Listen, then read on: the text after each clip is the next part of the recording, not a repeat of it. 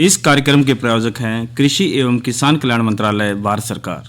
हर जोखिम से निकल कर फसल आए, सुरक्षित हो जाए।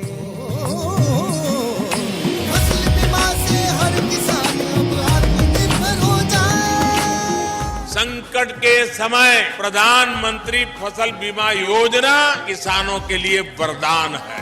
अब सूखा पड़े या बाढ़ आ जाए कोई डर नहीं, अब ओले पड़े या कीट पतंगे फसल खा जाए कोई फिक्र नहीं, क्योंकि हमने लिया है प्रधानमंत्री फसल बीमा। बुआई से फसल कटाई तक हर जोखिम का दावा, न्यूनतम प्रीमियम पर अधिकतम भुगतान का वादा। योजना से हर साल जुड़ रहे हैं 5 करोड़ से ज्यादा किसान। अब आपकी है बारी। नजदीकी कृषि कार्यालय, सहकारी समिति, बैंक शाखा, अधिकृत बीमा कंपनी या जन सेवा केंद्र में स्वेच्छा से करा सकते हैं पंजीकरण। फसल बीमा पोर्टल या फसल बीमा ऐप द्वारा भी कराया जा सकता है पंजीकरण। प्रधानमंत्री फसल बीमा योजना, आपकी फसलों का संपूर्ण सुरक्षा कवच। कृषि एवं किसान कल्याण मंत्रालय, भारत सरकार। कार्यक्रम किसान वाणी सुनने वाले सारे बहन भाइयों ने विनोद मोरवाल की राम राम। भाइयों, सर्दी दिना दिन बढ़ती जा रही है और अगर जो मौसम देखा तो भाई बारिश भी हो रही है और ठंड जिस तरह का अगर भाई पाड़ा पड़ा है करती भाई अच्छी तरह ठंड पड़ रही है। और भाई देखो ठंड तो बढ़ेगी ही, क्योंकि भाई देखो मौसम कोई भी हो उसमें सभी मौसम का स्वागत करना चाहिए। अगर जो भाई बारिश नहीं होगी तो भाई जो गेहूं में जो दाना है वो नहीं बन पाएगा।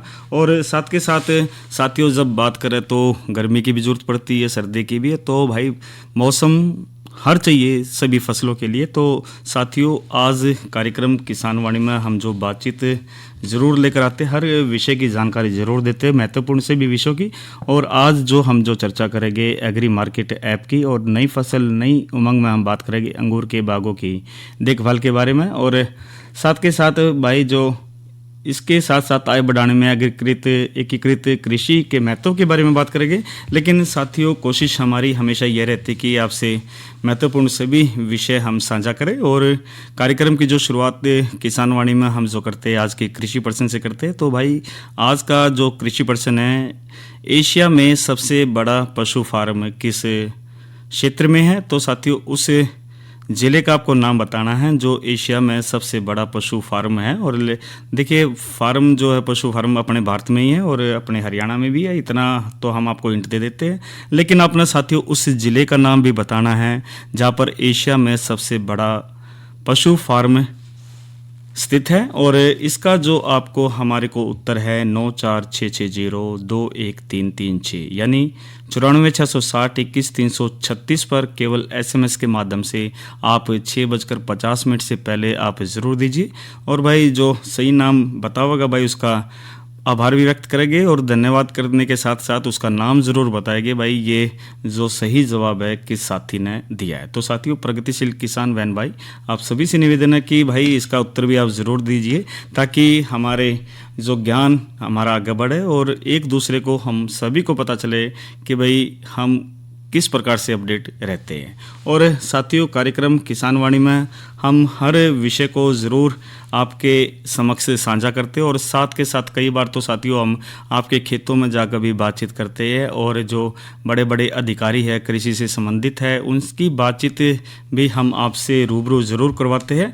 क्योंकि साथियों देखिए कोई भी क्षेत्र हो उसका ज्ञान बहुत ज़रूरी है। और अब की बार जो हमने साथियों बातचीत ज़रूर करी ढींगरी मशरूम के औषधीय गुण व उत्पादन तकनीक पर जो क्षेत्रीय मशरूम अनुसंधान केंद्र जो मुरथल में है उसके क्षेत्रीय निदेशक डॉक्टर अजय सिंह यादव से हमने बातचीत करी और ज़रूर साथियों बताएंगे इसके बारे में। क्योंकि साथियों वहाँ पर एक ट्रेनिंग भी होती है और महत्वपूर्ण जानकारियाँ ज़रूर देती है। आज कल हमने और आज भी हमने उस चीज़ को अच्छी तरह देखा और जो बातचीत के अंश जो साझा किए वो भी हम आपके लिए ज़रूर लेकर आए। तो सुनते हैं ये महत्वपूर्ण विषय ढींगरी मशरूम के औषधीय गुण व उत्पादन तकनीक पर क्षेत्रीय मशरूम अनुसंधान केंद्र के क्षेत्रीय निदेशक डॉक्टर अजय सिंह से बातचीत। साथियों आज हम पहुंचे क्षेत्रीय मशरूम अनुसंधान केंद्र मुरथल में और क्षेत्रीय निदेशक डॉक्टर अजय सिंह से बातचीत करेंगे। और मशरूम की खेती यहाँ पर उत्पादन होता है तो उसकी किस प्रकार से काश्त है तो उनके बारे में जानकारी जरूर लेते हैं। तो डॉक्टर साहब सबसे पहले तो कार्यक्रम में आप जुड़े, आपका बहुत बहुत स्वागत है। नमस्कार विनोद जी और सभी किसान भाइयों को श्रोताओं को भी मेरी तरफ से राम राम। जी डॉक्टर साहब, ये जो अनुसंधान केंद्र है मशरूम की काश्त है, कौन सी यहाँ पर काश्त होती है जी? विनोद जी, अनेकों प्रकार की मशरूम यानी कि खुम्ब हम अलग अलग भाषाओं में बोल देते हैं, मशरूम के नाम से ज्यादा प्रचलित है। हम जो ज्यादातर जो किसान भाई या सामान्य जो लोग जानते हैं वो बटन मशरूम को जानते हैं, पर इसके अलावा अनेकों प्रकार की मशरूम है। करीबन पूरे अगर संसार की बात करूं तो कमर्शियली जो है 60 से ज्यादा प्रकार की मशरूम है जो उगाई जाती है, खाई जाती है, और 10 मशरूम ऐसी हैं जो इंडस्ट्रियल स्केल के औद्योगिक स्तर के ऊपर उगाई जा रही है और उसका व्यापार जो है पूरे संसार में चल रहा है। हमारे देश में 4 मशरूम मुख्य तौर पे अभी अलग अलग क्षेत्रों में प्रचलित है। जैसे हम बात करते हैं, अगर हरियाणा उत्तर भारत की बात करते हैं तो उसमें बटन मशरूम ज्यादा मशहूर है और उसी को लोग जानते हैं। अगर हम दक्षिणी भारत की बात करते हैं तो वहां पे दूधिया मशरूम काफी प्रचलित है। अगर हम नॉर्थ ईस्ट उत्तर पूर्वी राज्यों की बात करते हैं तो वहां पर जो है पैडिस्टा मशरूम, पुआल खुम्ब जिसको बोलते हैं, और साथ साथ जो हमारी ये ढींगरी मशरूम है जिसको हम ऑयस्टर मशरूम भी कह सकते हैं, ये 4 मशरूम काफी रीजन के हिसाब से उगाई और खाई जा रही है। तो डॉक्टर साहब, वैसे तो देखिए खुम्ब सभी औषधि गुण रहते हैं, लेकिन प्रचलित जो ढींगरी मशरूम है उसमें औषधि गुण किस प्रकार से, थोड़ा इसके बारे में बताइए जी। जी, जैसे मैंने बताया पहले भी कि 4 मशरूम हमारे देश में रीजन के हिसाब से पॉपुलर है, पर जैसे आपने ढींगरी मशरूम की बात करी, जिसको हम हिंदी में सिपीनुमा खुम्ब भी बोल देते हैं, अंग्रेजी में ऑयस्टर मशरूम भी बोल देते हैं। ये मशरूम बहुत ही आसान है और ये मशरूम में जो है औषधीय गुण की बात करते हैं तो इसमें एक तत्व पाया जाता है जिसको बोलते हैं लोवास्टेटिन। ये जो है ये ब्लड प्रेशर को रेगुलेट करता है। इस प्रकार के जो जिसको बीपी की प्रॉब्लम है उसके लिए तो ये बहुत अच्छी मशरूम है। पर वैसे भी क्योंकि मशरूम्स में प्रोटीन होते हैं, फाइबर होते हैं, विटामिन हैं, मिनरल्स हैं जो आम सब्जियों में नहीं पाए जाते, वो तत्व इसमें मशरूमों में पाए जाते हैं। और विशेषकर जो ढींगरी मशरूम है वो इजी टू ग्रो है और लोवास्टेटिन नाम की जो तत्व बताया है वो इसमें काफी मात्रा में पाया जाता है, इसलिए ब्लड प्रेशर के रोगियों के लिए बहुत ही अच्छी है। तो डॉक्टर साहब, ये जो ढींगरी मशरूम है इसके उत्पादन की जब हम यदि बात करें तो किस प्रकार से इसका उत्पादन करते हैं, क्या क्या सावधानियां हमने रखनी चाहिए और कितने स्तर पे इसको हम देखते हैं? जो ढींगरी मशरूम है वो उसका जो बड़ा इजी है, इसको ग्रो करना आसान है। इसको आप अपने घर में भी अपने शौकिया तौर पे केवल 1-2 बैग भी लगा सकते हैं। इसको आप कमर्शियल स्केल पे, मीडियम स्केल पे, स्मॉल स्केल पे, तीनों स्केल पे आप और कमर्शियल स्केल पे भी इसको ग्रोइंग जो है वर्ल्ड ओवर और हमारे देश में लोग कर रहे हैं। अभी हमारे क्योंकि काफी कॉस्मोपॉलिटन टाइप का जो है संसार हो गया है, बड़े बड़े सिटीज हो गए हैं, तो हर प्रकार की मशरूम की डिमांड बढ़ रही है। और हरियाणा जैसा प्रदेश जो है दिल्ली के साथ सटा हुआ है और हमारे यहाँ काफी बड़े बड़े मेट्रोपॉलिटन सिटी जैसे दिल्ली है, चंडीगढ़ है और काफी कनेक्टिविटी है, तो ये मशरूम की भी डिमांड दिन प्रतिदिन काफी बढ़ रही है। बटन मशरूम के बाद ढींगरी मशरूम की खपत बढ़ रही है और हरियाणा में कई सारे जो उत्पादक इसके हो गए हैं और इस मशरूम को सारे साल उगाया जा सकता है बिना मौसम को परिवर्तित करे। जैसे आप देखते हैं बटन मशरूम केवल ज्यादातर सर्दियों में किसान भाई झोपड़ी बना के करते हैं, पर जो ढींगरी मशरूम है इसको बिना किसी तापमान को रेगुलेट किए, यानी कि इस कम तापमान की भी वैरायटी है, उच्च तापमान की भी वैरायटी है। ये 10-12 डिग्री सेंटीग्रेड से लेके 30-32 डिग्री सेंटीग्रेड तक ये मशरूम उग जाती हैं और ये विभिन्न प्रकार की रंगों की होती है। सफेद भी है, क्रीम कलर की भी है, पिंक कलर की भी है, पीले कलर में भी है। तो जितने ये मशरूम है जितनी रंगीन होती है और भी अच्छी होती है, तो अट्रैक्ट करती है। साथ साथ इसमें एंथोसाइनिन नाम का जो तत्व है वो पाया जाता है। उससे जो एंटीऑक्सीडेंट है, जो उम्र को एंटी एजिंग इफेक्ट है वो रखती है। तो इस तरह मशरूम ये भी एक अलग से गुण पाए जाते हैं। तो इसको आसानी से भूसे में या जो आपकी लॉन की घास है, सूखी पत्ते हैं, पत्ते गिर जाते हैं वो हैं, उन सभी में केवल गर्म पानी में उनको भिगोना है। करीबन 70-80 डिग्री टेम्परेचर का पानी हो, उसमें 2-3 घंटे भी अगर ये भीगे रहेंगे, भूसा भीगा रहेगा, उसके बाद भिगोने के बाद निकाल देते हैं, पानी को छोड़ देते हैं, और जो भूसा है जिसने पानी अब्जॉर्ब कर लिया, गर्म पानी में डाला था तो वो उसका निर्जीवीकरण हो गया है, उसको जब पानी निचुड़ जाए यानी कि 4-5 घंटे बाद सुबह अगर लगे हैं तो शाम के टाइम में इसकी सफाई साफ सी जगह पे डाल के उसमें बिजाई कर सकते हैं। 5 किलो भूसा है तो लगभग 150 ग्राम बीज उसमें डाल दीजिए और मिला के किसी भी थैले में, किसी भी पॉलीथीन में, किसी भी कट्टे में डाल के आप रख दीजिए। और जैसे सर्दियों वाला है तो सर्दी के तापमान का है तो जब बिजाई कर देते हैं तो 24-25 डिग्री तापमान रखिए, लगभग 15-20 दिन में पूरा जो है ना बीज का फैलाव हो जाता है। उसके बाद जो है जो भी अगर लो टेम्परेचर की वैरायटी है तो उसको कम तापमान में रख लीजिए, हाई की है तो हाई में रख लीजिए। जिस प्रकार की भी वैरायटी की आपने बिजाई की है उस तापमान पे रखेंगे और कमरे में लाइट जलाएंगे तो ये मशरूम जो है 15 से 20 दिन के बाद निकलने शुरू हो जाते हैं, साइड से आते हैं, ऊपर से आते हैं, चारों तरफ से। अगर पॉलीथीन के बाहर निकाल देंगे तो और अच्छा, नहीं निकाले तो भी पॉलीथीन को फाड़ के मशरूम निकल आती है और पत्ते के रूप में, सीपे के रूप में बनती है, पूरा हथेली की तरह पत्ता फैल जाता है। जब पूरा ग्रो कर जाए आप उसको हल्का से चाकू से काट लीजिए और उसको आप ताजा मशरूम खाना चाहें तो ताजा उसको धो के उसके पीसेस करके उसको सब्जी में मिलाइए, दाल में मिलाइए या सीधे उसी को आप फ्राई करके मशरूम को खा सकते हैं। तो डॉक्टर साहब, जिस तरह आपने भूसे का बताया, बैग में हम तैयार कर लेते हैं, ये भूसा खुद भी बना लेते किसान भाई बहन, लेकिन क्या आपके यहाँ से भी भूसा मिल जाता है बना बनाया जिस तरह बैग का है, कुछ ऐसा है?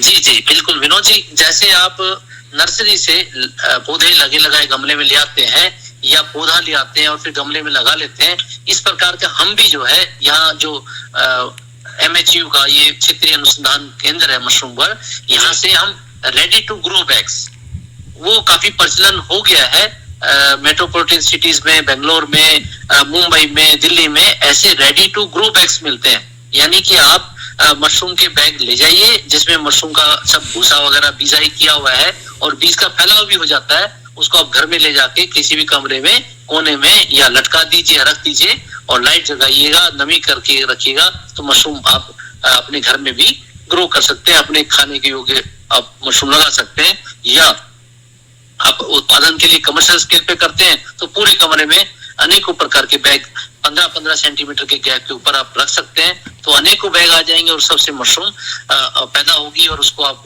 तोड़ के मशरूम को उसका बाजारीकरण कर सकते हैं। जी। तो डॉक्टर साहब, ये जो ढींगरी मशरूम है, कोई नया व्यक्ति इसमें जुड़ना चाहे तो कोई इसकी ट्रेनिंग भी आप यहाँ पर उपलब्ध करवाते हो, किस तरह, क्या थोड़ा सा इसके बारे में बताइए। जी, मशरूम का जो भी मशरूम आप उगाना चाहते हैं, किसान भाई हैं या नौजवान साथी काफी इस प्रोफेशन की तरफ आ रहे हैं, तो उनको मैं यही सलाह देता हूं कि आप जो ये MHU का मशरूम अनुसंधान केंद्र है मुरथल में, आप यहाँ पर अपना नाम पंजीकृत करवा दें और जब भी प्रशिक्षण कार्यक्रम होते हैं हम आपको उसमें बुलाएंगे और प्रशिक्षण कार्यक्रम अब शुरू हो गए हैं। आप अपना नाम नोट करवा दीजिए, फ्री ऑफ कॉस्ट जो है ट्रेनिंग दी जाती है, रहने खाने की व्यवस्था भी की जाती है और सब ये सरकार की तरफ से इस चीज को इस सेल्फ जो रिलायंट बनाने के लिए युवक को ये इस प्रकार की प्रशिक्षण फ्री ऑफ कॉस्ट दिए जा रहे हैं। तो डॉक्टर साहब, ये जो संपर्क किस प्रकार से करें, ऑनलाइन है या कोई फोन है, किस प्रकार से संपर्क कर सकते हैं आपसे? मैं श्रोताओं बंधुओं को बताना चाहूंगा, आप नंबर नोट कर सकते हैं। इस केंद्र के नंबर है 0130 2484 एक बार दोबारा रिपीट करना डॉक्टर साहब, ये 0130 हाँ जी 2484 तो डॉक्टर साहब, अब जो ढींगरी मशरूम की जिस प्रकार से हम बात कर रहे हैं, तो जो ढींगरी मशरूम किस किस चीज में हम इस्तेमाल करके इसको खाते हैं भाई, और किस प्रकार, जैसे सब्जियों में बता दिया आपने, या कोई अचार या और कोई अन्य चीज में भी इसको इस्तेमाल कर सकते हैं? जी, ज्यादातर आप देखते हैं बाजार में जो सूप का पाउडर मिलता है वो इसी मशरूम का होता है। ये मशरूम क्योंकि इजी टू ग्रो है, कम लागत आती है उगाने में, और जब ताजा मशरूम उग जाती है तो उसको ताजा तो आप सब्जी के रूप में ले ही सकते हैं, ताजा मशरूम का भी सूप बना सकते हैं, अन्यथा आप इस मशरूम को धूप पे सुखा लीजिए। ये जब बिस्किट की तरह कटक देनी बोलने इस तरह के 2-4 दिन धूप पे सूख जाता है, ब्रिटल हो जाए, उस समय इसको पीस लेते हैं और पीस के पाउडर बन गया, उस पाउडर को जो है आप पैक करके रख लीजिए। जब भी मशरूम का सूप बनाना हो या मशरूम की बड़ी बनानी है, मशरूम के बिस्किट बनवाने हैं, तो ये मशरूम का 10 से 20% तक का पाउडर, मशरूम के पापड़ भी बनते हैं, मशरूम के नूडल्स भी बनते हैं, उसमें 10% से 20% इस मशरूम का पाउडर मिला लिया जाता है और उसको हम कह देते हैं मशरूम के बिस्कुट, मशरूम के नूडल्स। इस प्रकार उस चीज की वैल्यू एडिशन हो जाती है। इवन मैं कहूँ मशरूम की चपाती भी आप खा सकते हैं, मशरूम पराठे भी खा सकते हैं, यानी कि फोर्टिफिकेशन हो गया। मशरूम के जो आटा है उसमें आटे में आप 10% पाउडर मिला लीजिए, तो जो आप रोटी बनेगी वो प्रोटीन युक्त रोटी बनेगी। उसमें आप इनडायरेक्टली प्रोटीन ले पाएंगे और फाइबर भी ले पाएंगे, इजी डाइजेशन भी होगा और साथ में वो जो चपाती है ज्यादा पौष्टिक होगी। तो इस तरह आप मशरूम को सुखा के पाउडर के रूप में या अन्य प्रोडक्ट बना के भी यूज कर सकते हैं। तो डॉक्टर साहब, आपने महत्वपूर्ण जानकारी ढींगरी मशरूम के बारे में दी और कार्यक्रम में आप जुड़े, आपका बहुत बहुत धन्यवाद। मैं थोड़ा सा एक और आपको बता दूं, एक नंबर मैंने आपको बताया है 0130 2484 107। इसके अलावा जी एक मोबाइल नंबर भी श्रोता नोट कर सकते हैं, 94 678 25549। जी मैं रिपीट कर रहा हूँ, 94 678 25549। या जो MHU की वेबसाइट है वो भी नोट करिए, उसके ऊपर भी ये इंफॉर्मेशन होती है, ट्रेनिंग कब हो रही है, www.mhu.ac.in। इन संपर्क पे आप आके आप अपना नाम पंजीकृत करवाइए और ट्रेनिंग में भाग ले सकते हैं और इसको ट्रेनिंग के बाद अपना व्यवसाय शुरू करेंगे तो जरूर सफल होंगे। तो विनोद जी, आपने मुझे मौका दिया, उसके लिए बहुत बहुत धन्यवाद। धन्यवाद डॉक्टर साहब, नमस्कार। तो साथियों, ये तो बातचीत हमने करी ढींगरी मशरूम के औषधीय गुण में उत्पादन तकनीक पर क्षेत्रीय मशरूम अनुसंधान केंद्र के क्षेत्रीय निदेशक डॉक्टर अजय सिंह यादव से बातचीत करी थी। और साथियों देखिए, हमने खुद जाकर भी देखा और वास्तव में ट्रेनिंग भी बढ़िया करवाते हैं भाई, रहने की व्यवस्था है और वहाँ पर आपको हफ्ते 10 दिन की जो 15 दिन की जो ट्रेनिंग दी जाती है, साथियों सारी चीज़ बताई जाती है। और देखिए, बेरोज़गारी जो फैल रही है उसको कम करने में भाई ये महत्वपूर्ण योगदान है, क्योंकि जो कृषि से जब हम जुड़ते हैं तो साथियों हमेशा अपना तो हम पेट भरते ही है, दूसरों का भी एक पेट भरने का काम करते हैं और एक ईमानदारी और एक अच्छे व्यवहार के साथ जब चला जाता है तो साथियों भारत को तो मजबूत हम करते ही हैं, साथ के साथ एक हमारी अंतर आत्मा भी सुकून देती है कि बेहतर कार्य करने के लिए। तो साथियों, ये तो आपने बातचीत के अंश सुने और अब थोड़ी सी बातचीत हम ज़रूर कर लेते हैं। और ये जो बातचीत के अंश साथियों, ये हम जो ज़रूर आपको बताए थे और अब जो एग्री मार्केट ऐप की चर्चा ज़रूर कर लेते हैं, क्योंकि साथियों जब डिजिटल जब इंडिया है तो साथियों जो डिजिटल हमें चलना पड़ेगा और साथ के साथ हमारी जो कृषि है वो भी डिजिटल हो गई है। डिजिटलाइजेशन बहुत ज़रूरी है और इसी तरह साथियों घर बैठे सारी जानकारी आपको मिल जाती है। और आज हम जो बातचीत करें एग्री मार्केट ऐप की, और देखिए साथियों जो एग्री मार्केट ऐप ये किसानों के लिए एक ऐसा ऐप है जिस तरह भाई जुड़ी हुई कुछ खास बातें करे तो भाई ये जो ऐप्स है ये डिवाइस के स्थान से भाई 50 किलोमीटर के दायरे में मौजूद बाज़ारों में जो फसलों के जो बाज़ार मूल्य की जानकारी देता है। साथ के साथ भाई ये जो ऐप है ये ग्लोबल पोजीशनिंग सिस्टम जिसने हम GPS से बोल देते हैं, इसकी भी मदद से काम करता है। और ये जो ऐप है साथियों ये कृषि उत्पादकों के खरीदारों और विक्रेताओं को जोड़ता है, यानी कि भाई बेचने वाला और खरीदने वाला सारी जानकारी इन्फॉर्मेशन भाई जो इस टाइम फिलहाल मौजूदा समय में चल रही है भाई वो सारी जानकारी हमें इसमें मिलती है।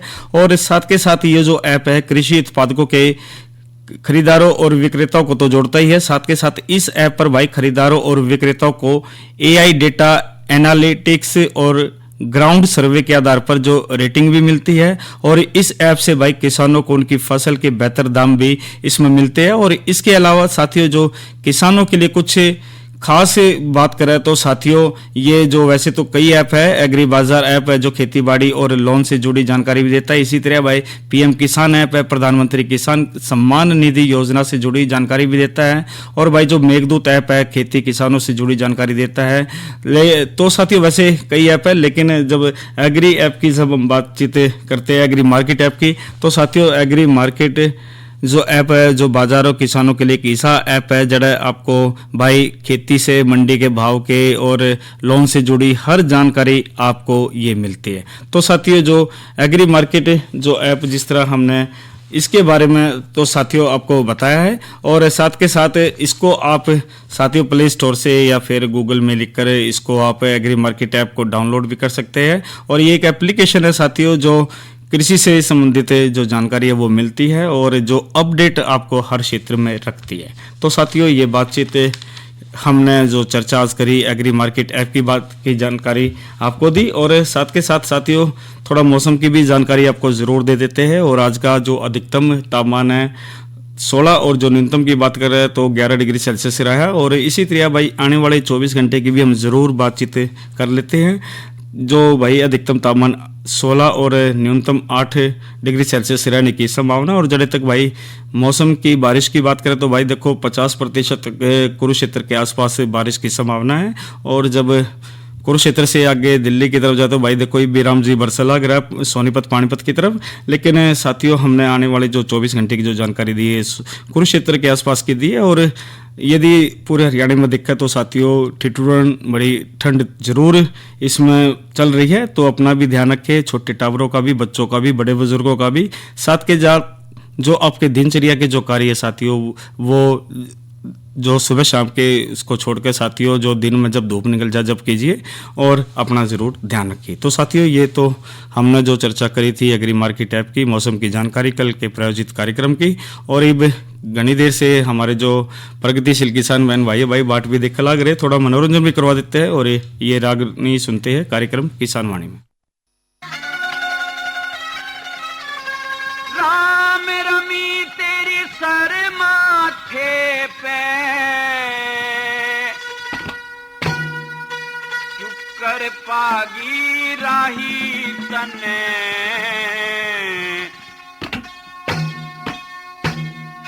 12 साल में आज आन के शुक्र शान दिखाई तने। राम रमी तेरी सर माथे पे शुक्र पागी रही तने 12 साल में आज आन के शुक्र शान दिखाई तने।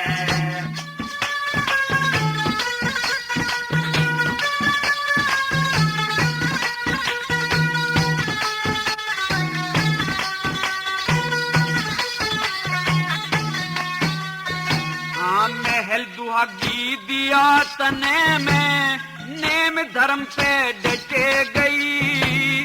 मद जोबन की तेरी मेरी सस्ते भाव में लुटे गई। सच्चे मन ते नाम आपका रोज पियाजी रचे गई।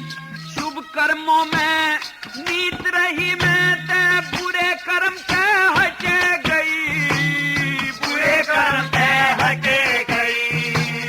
कितने दिन में क्यों कर आ गया, कितने दिन में क्यों कर आ गया। ये चाही नहीं लुगाई तने 12 साल में आज आए के शुक्र शान दिखाई तने। राम रमी तेरी सर माथे पे शुक्र पागी रही तने 12 साल में आज आए के शुक्र शान दिखाई तने। कहने लगी अंजना कि हे साजन आपको क्या पता कि मैं 11 साल कैसे कैसे करके बिताए हैं। मेरी तो आपके बिना वो ही हालत थी जैसे कि कोई प्यासा पानी के बिना तरसता रहता है। तेरे बिना ये सब महल मुझे एक घेरे के समान लगते थे। और फिर के बोली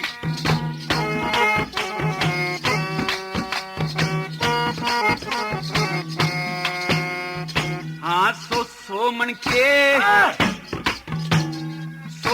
मन के ख्याल जिगर में रोज डोलते दिखे थे।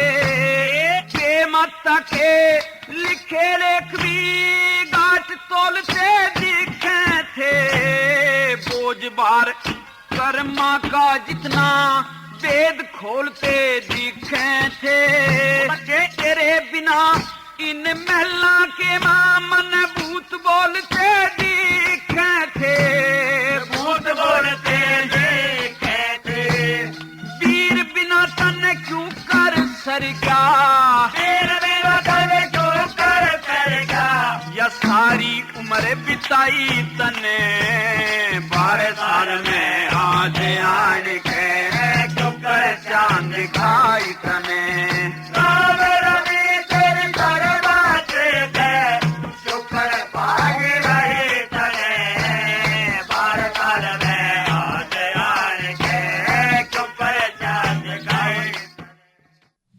तो साथियों ये तो हमने रागनी सुनी और रागनी के साथ साथ यदि आज के जो बातचीत करें नई फसल नई उमंग में अंगूर के बागों की देखभाल भी ज़रूर बात कर लेते हैं।